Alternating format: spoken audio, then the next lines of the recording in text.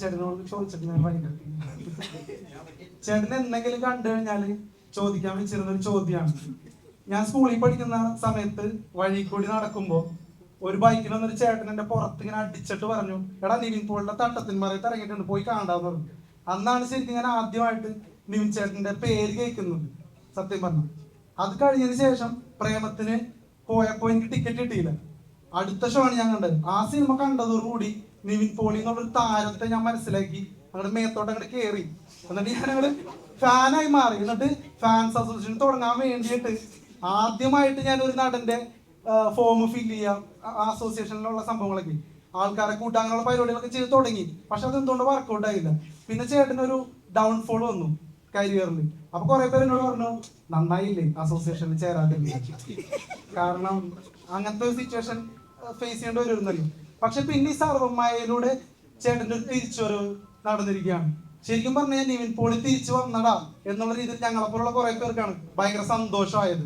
ശരിക്കും പറഞ്ഞാൽ കുറെ നാളായിട്ട് ഡെസ്പായിട്ടിരിക്കുകയായിരുന്നു നമ്മളൊക്കെ. ഓക്കെ, അപ്പൊ ഈ ഡൗൺഫോള് അത് കഴിഞ്ഞിട്ട് വരുന്ന ഈ ഒരു സക്സസ്, ഇതിനെയൊക്കെ ചേട്ടൻ എങ്ങനെയാണ് നോക്കി കാണുന്നത്? പിന്നെ ഫാൻസ് ഇപ്പോഴും അങ്ങനെ ഒരു വർഗോടെ ഉണ്ട്, നിവിൻ പോളി ഫാൻസ്. ആ ഫാൻസിനെ ചേട്ടന് എങ്ങനെയാണ് നോക്കി കാണുന്നത്?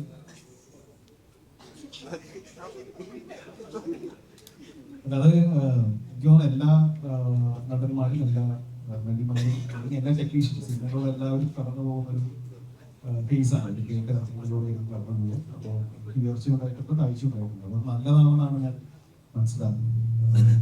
നമുക്കൊരു പ്രശ്നങ്ങൾ വരുമ്പോൾ അല്ലെങ്കിൽ ആ സമയത്ത് നമുക്ക് എന്തൊക്കെ ചെയ്യാൻ പറ്റും, എന്താണ് അതിന് പഠിക്കാൻ പറ്റുക, എന്താണ് അത് ഇമ്പ്രൂവ് ചെയ്യാൻ പറ്റുന്നത്, ഇതെല്ലാം ഞാൻ ചിന്തിച്ചുകൊണ്ടിരുന്നത്. ചിലപ്പോൾ സ്ക്രിപ്റ്റ് സെലക്ട് ചെയ്യേണ്ടതാണോ, അല്ലെങ്കിൽ ടീം സെലക്ട് ചെയ്യേണ്ടതാണോ, അങ്ങനെ പല പല വിഷയങ്ങൾ അതിനകത്ത് വരാം. സർവമായ ദൈവാനുഗ്രഹം കൊണ്ട് അത് പ്രേക്ഷകർ ഏറ്റെടുത്തു. നമുക്ക് ഇത്രയും വലിയ വിജയമാകും നമുക്ക് വിചാരിച്ച സിനിമയിലല്ല സർവമായ. പക്ഷെ അതിൻ്റെ ഒരു റൈറ്റിങ്ങിൻ്റെ ക്വാളിറ്റി, ഒരു മേക്കിംഗ് ക്വാളിറ്റി എല്ലാം പ്രേക്ഷകർക്ക് കണക്റ്റായി, അവർക്ക് ഇമോഷണലി ആ സിനിമ കണക്റ്റായി എന്നുള്ളതാണ് സിനിമയുടെ വിജയം. അത് വിജയിച്ചപ്പോൾ സത്യം പറഞ്ഞ വളരെ സന്തോഷം തോന്നിയിരുന്നു. അപ്പം അത് കഴിഞ്ഞ് നമ്മൾ ബേബി ഗേൾ എന്നാണ് ഈ സിനിമയിൽ വിജയിക്കട്ടെ എന്ന് തന്നെയാണ് ഞാൻ ആഗ്രഹിക്കുന്നത്. പക്ഷേ വിജയപരാജയങ്ങൾ നമ്മൾ എഫക്ട് ചെയ്യാത്തൊരവസ്ഥയിലെത്തി എന്നുള്ളതാണ് സർവമായി കഴിഞ്ഞപ്പോൾ ഞാൻ മനസ്സിലാക്കുന്നത്. നിവിൻ ചേട്ടാ ഇരുത്തിക്കൊണ്ട് പുകഴ്ത്തല്ല, പക്ഷെ ഞാനിത് പറയുമ്പോൾ ആർക്കെങ്കിലും വിഷമൊന്നും നീ ഒന്നും വിചാരിക്കരുത്. കാരണം സാക്ഷാൽ ലാലേട്ടൻ കഴിഞ്ഞാൽ ഇന്ന് ഒരു പോസിറ്റീവ് റിപ്പോർട്ട് ഒരു പടത്തിന് കിട്ടിക്കഴിഞ്ഞാൽ ബോക്സ് ഓഫീസിനെ തൂക്കിയടിക്കാൻ കഴിവുള്ള ഒരു നടൻ നിവിൻ പോളി മാത്രമേ ഉള്ളൂ. അതിനൊരു സംശയമില്ല. അപ്പൊ ചേട്ടാ, ഓൾ ദ ബെസ്റ്റ്.